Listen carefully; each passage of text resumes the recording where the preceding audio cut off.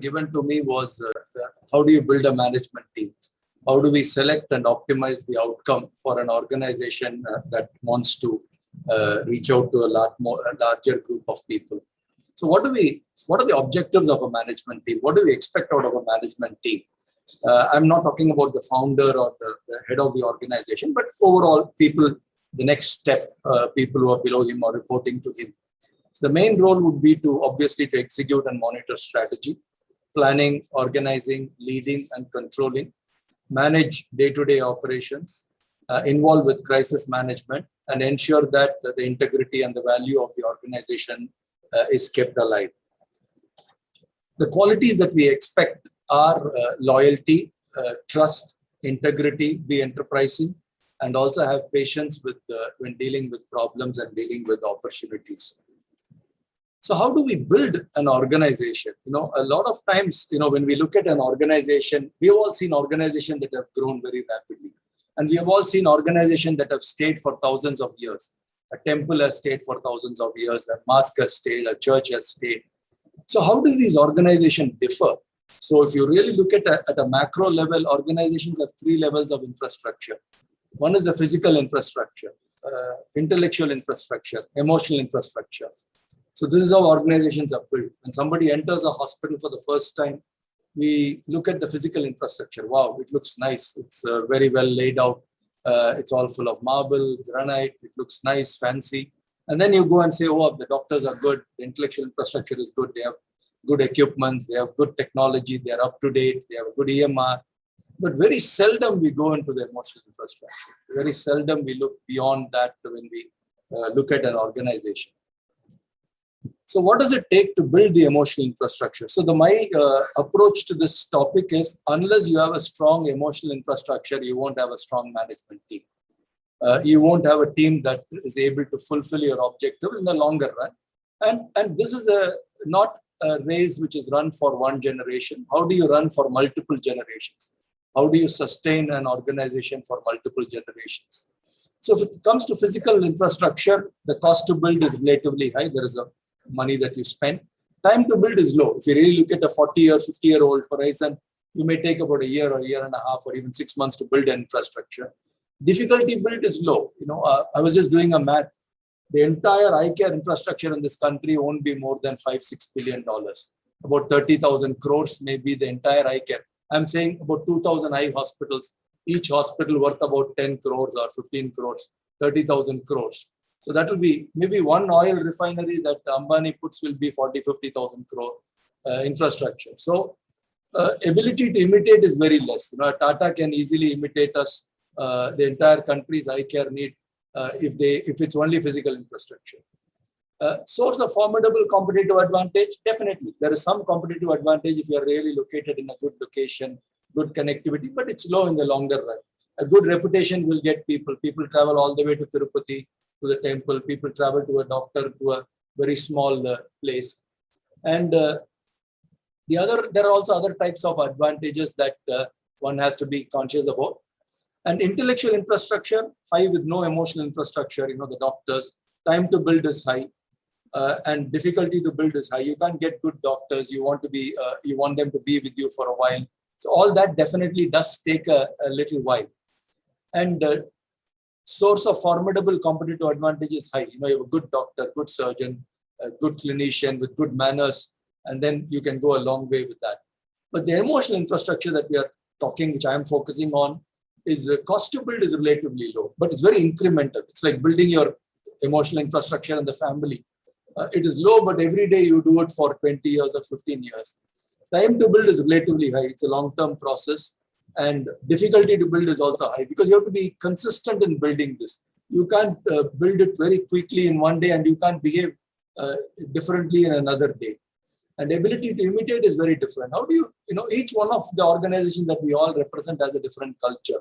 Very difficult to imitate. Buildings are easy to imitate. Doctors are easy. In fact, we can take one doctor from one organization to the other. People keep moving. So that's not very difficult. And as a competitive advantage, it's relatively higher. So how about Arvind? When I'm using Arvind as an example for how did Dr. Venkataswamy, who is the founder, created that emotional infrastructure. One, he was driven by a strong vision. The vision was to eliminate needless blindness, high volume, high quality, compassionate eye care to all. So in that vision, if he did not have that vision, Aurolab wouldn't have come. If it was a vision for eye hospitals alone, LAICO wouldn't have come, because LAICO is purely encouraging competition. Aravind Medical Research Foundation wouldn't have come. So I just want to put that kind of a larger vision becomes very important if you really want to sustain beyond generations to be able to meaningfully impact a problem. Dr. V's vision was to impact a problem, not to build an organization. So they are very two different elements when you really look at it. The guiding philosophy is from Sri Aurobindo. Most of you would know that. The name Aravind comes from Sri Aurobindo. So according to Sri Aurobindo, the quote is very clear. If work is approached from a spiritual perspective, it becomes divine work. And that's what Dr. V really did all through his life. He said, I'm a tool. How do I become a better tool in the hands of the divine? And I would believe it. A man who is retired at the age of 58, to do what he did in his lifetime and what is continuing. And as the line says, you will accomplish things far greater than you might have imagined. I think that's something which all of us have experienced. And that's true for great organizations. I'm not talking it's only for Aravind. Many organizations have done this, and phenomenal leaders are around. And Arvind's guiding values were compassionate and dignity, equity, transparency, and sharing. And this is another point I just want to reiterate. It also goes beyond return on investment, return on equity. Where do you get the source of funding? All that are tools to accomplish a larger purpose, but they are not the larger purpose. So that's the point I wanted to reiterate. And how does it translate into work? Eye care to all, you standardize services, you be transparent, be affordable, and be accountable. Now, whom are you accountable for? Why are you keeping your charges low? Why are you doing what you're doing in spite of the possibility of increasing the charges? It is about being accountable. If you are able to manage your organization, nobody can put a gun on your head and say, you have to buy this car or you have to buy this house. It's up to you. You may have more money, but you choose what you want to do. Same thing with the charges. It is your choice that what you want to charge and what you don't want to. How did Dr. V build the organization? Owning the problem. I think it attracts people very differently. He owned the problem of blindness. How does one own a problem of such magnitude? We own organizations. This is my hospital. This is their hospital. This is my chain. This is their chain. This is the institution. But how do you own the problem of the community? Then you think very differently. Then your scale is very different. It can be even a subset of a community. I'm going to cater to the upper middle class. I'm going to cater to the middle class. I'm going to cater to the lower middle class. I'm going to cater to the poor. So in Aravind, it said cater to all. Maybe we cater to the bottom 60% of the population, not the top 40% of the population. You have to be far-sighted. For building an emotional infrastructure, a good organization, you have to be far-sighted. You have to run a marathon. You can't run a 100 meters race. If someone else is running fast, let them run. It's their race. Why do we want to follow them? I think it is a very important paradigm to reflect upon. And not everyone needs to grow. I heard in the previous discussion that growth is essential. It is. My mother is a great cook. Should she start a restaurant tomorrow? Should she start a chain of restaurants? She enjoys cooking with the family. So I think we have to get this paradigm right. Some people are entrepreneurial. They are built that way. And some people are not. There is nothing wrong with that. I think it is very important to distinguish. Many people who work for organizations are people who tend to be happy with a safe ecosystem. I don't want to be entrepreneurial. I want to do my work. I want to be responsible. They contribute equally well. It's not that they don't contribute. So each one of us have to pick up and choose what is the focus that we want to have and do the best out there. And be a selfless service provider and leading by example. Any of the founders, I know many people are leaders are here in this forum. All of them work very hard. I'm sure many people talk about work-life balance. I can assure you, most of them put work before family. I mean, I'm just not because they're just passionate about this work. They want to reach out more. They want to become better than what they are, and they want to give their best to this world. Definitely, there is a compromise that happens. I'm sure that can't be done away with. And leading by example, simple lifestyle, and sharing and building individual capacity. What I mean by simple lifestyle is, there is explicit wealth, there is implicit wealth. Explicit wealth is what you show outside, you know, a car, a home. So one has to be very conscious about what is the explicit wealth you show. Implicit, you can have, you know, Warren Buffett drives a 15-year-old car. Doesn't mean that he is poor. So I think it is very important in an organizational setting because people are around you. People are watching you all the time. So who's the stakeholder that you want to be with? Is it your internal stakeholders who look at you, or outside stakeholders who want to say that, oh, he's successful because he is showing that kind of a explicit wealth? The core values of Arvind are few: quality and continuous improvement, patient centricity or compassion, self-reliance, frugality, sharing, staff centricity. And we have consciously decided it is not going to be any monetary value. It is not going to be return on investment. It is not going to be the scale of our operations from a monetary term. So that is a conscious decision we as an organization. That doesn't mean that we are not looking at it. For us, it is a means to an end, that's not an end by itself. And also coming to recruiting for values and culture are very important. I'm sure all of us have learned enough of this, right?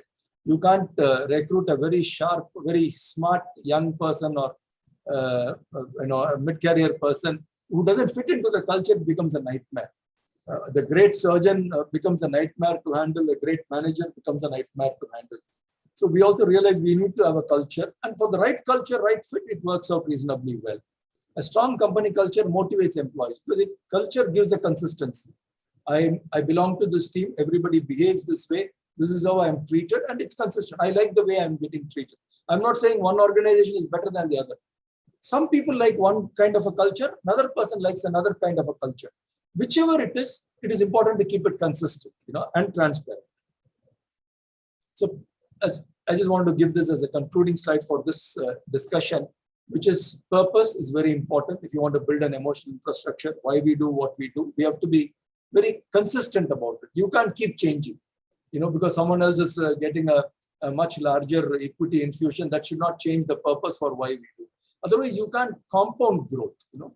And values is the quality we embody. Again, it has to be consistent. And culture is how we work together. The other important point, I know many young leaders are here watching this. Question to ask is, are you worthy of leadership? You know, many a times we ask, you know, the followers are not important. The leader is more important. If the leader is right, the followers show up. That's why they are called followers. You know, somebody is leading the way. Somebody is walking behind them. Are you worthy of somebody walking behind you? Am I leading for my own gain or for the good, for the shared purpose? Am I an accidental leader? You know, ask me, I'm an accidental leader. I'm born in the family, I'm a leader. Have I earned this position? Will I live up to the expectation of my organization? That's another question. You know, especially for the second generation of the people. Please remember, most of the second generation is accidental leadership. So you legitimize your leadership. It takes time. It may take a decade. It may take more than a decade. But don't take it for granted. That's the point I'm making. Am I leading by example? How does my leadership help others be the best they can be? And again, a quick slide on leadership journey. As an individual, how do you behave? How do you become worthy of a leader? Are you individually following all these things? Punctuality, self-awareness, grooming, simple things, but showing up on time is very important. Team member, are you trustworthy? Can you work with others? Can you respect others? Be respectable. And as a leader, be accountable, assume responsibility, inspire and lead others, nurture people, communicate well. I'm sure all of you know this, but do you practice it consistently? You know, there is a good day when you practice it, a bad day you don't. But that is the point I'm trying to make. Be consistent in what you practice. I'm sure all of you have seen this Maslow's hierarchy. Great organizations are built by people in the green who have a strong self-esteem. Successful businessmen are there. They have recognition, they have strength, freedom. Statesmen are in the blue, self-actualization. You remember a Mahatma Gandhi, you remember even an ICARE, a G.N. Rao, Badrinath, Dr. Venkateswamy, all of them are, I would say, statesmen.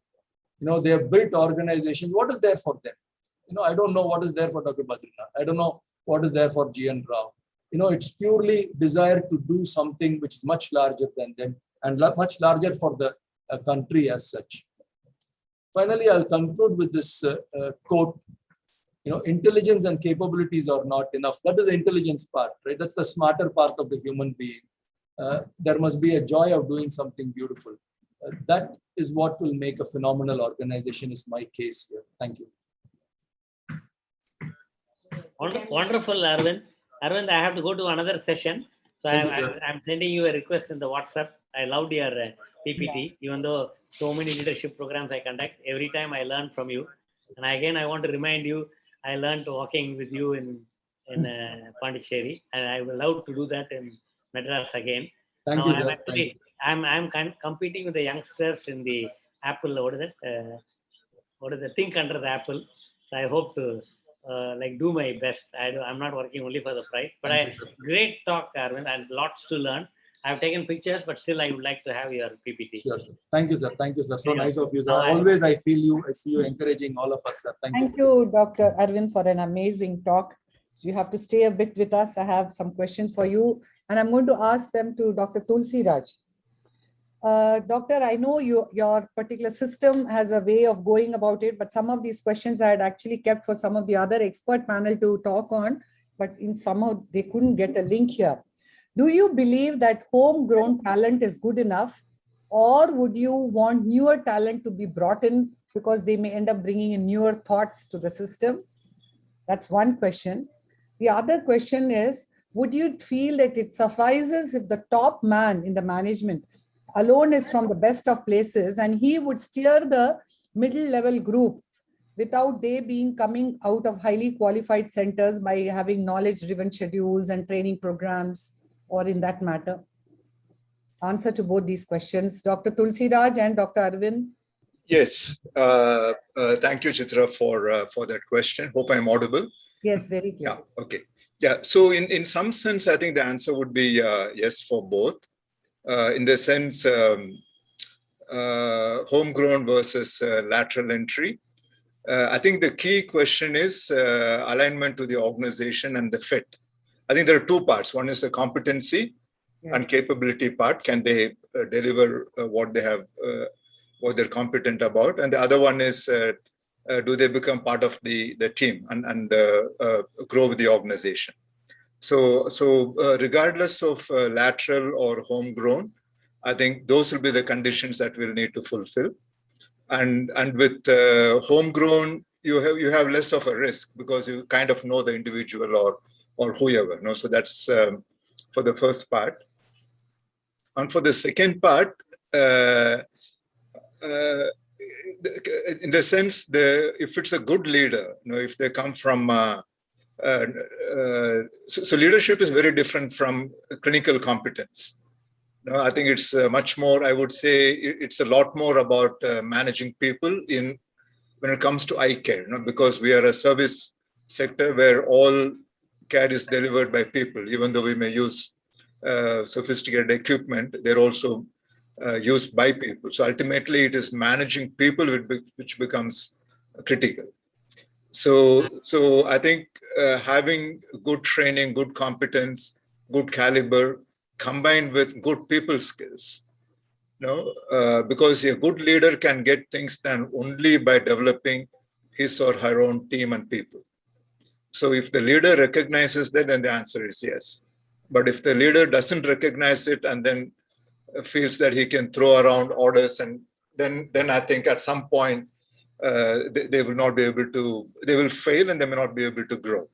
Yeah. No, the question is, like Dr. Arvind did go to one of those top centers to get the full understanding of management. Like many of us in our generation have evolved with getting trained in our own center, and maybe some of our pearls of wisdom has helped us all through. But the kind of training which comes in these management centers and having those people into your setup, you have to definitely pay them a lot more. But that would bring a very big difference in the kind of the stature or your policy of your hospital. So what would your thoughts be? Yeah, I think it helps to some extent, and depends so much on the individual, to bring that in. Certainly, going to a good management school, you can get good perspectives, when you're faced with a situation. I think it's all about how you think about a problem or a situation. And I think those training definitely does help. Very much like good clinical education helps you to diagnose a patient better. So same way, it definitely it helps. But I think what is critical is how is that competence used on the ground with the organization, which is where the fit becomes very critical. Otherwise, you may have some short-term gains, and sometimes we've had examples of such people coming and doing some damage to the organization. We had to let them go. Yes. So I think one has to be careful about that. Yeah. And how do you deal with attrition? Because we are talking about building a management team, and so there is an attrition because the younger generation is very particular about seeing the growth there or moving on. So what is your mantra to hold them back? Giving them the job satisfaction, or is it only related to salary all the time? Yeah, so to deal with attrition, you got to work in two ways. And one is what the word that you used, holding them back. And I think salary doesn't work. I can tell you that it will work momentarily, till somebody else offers them something better. So giving them a joy in what they do, job satisfaction, more than even recognition, I would say. Recognition also is short-lived. So sense of achievement, those kind of things help a lot. And equally, our mindset should not be to somehow hold on to everyone. It won't help the organization. You also want to create a pipeline, because people will leave, people will die, people will exit. So you can't become, you can't be unprepared. So you really want to be building your pipeline. If it is management, your second line within the organization. So that is very, very critical. If you're a large organization, the scale can help. Of putting in some formal training program, induction program. Yeah, so I think it is both, creating a kind of engagement and a love for the work will let people stay on. This is true of every organization. Now, any high-performing organization does not retain people with money. Money will be competitive. It necessarily won't be the top of the industry. Dr. Arvind, would you want to add something to it? Most of the points were covered. I think what is important is to build, another important factor is retention. It also depends on the culture and the locality you are from, right? Imagine if you are from, say, Madurai or Coimbatore, local people will stay for long and you may not get somebody. So bright ideas are all about ideas. Execution is a long-term game.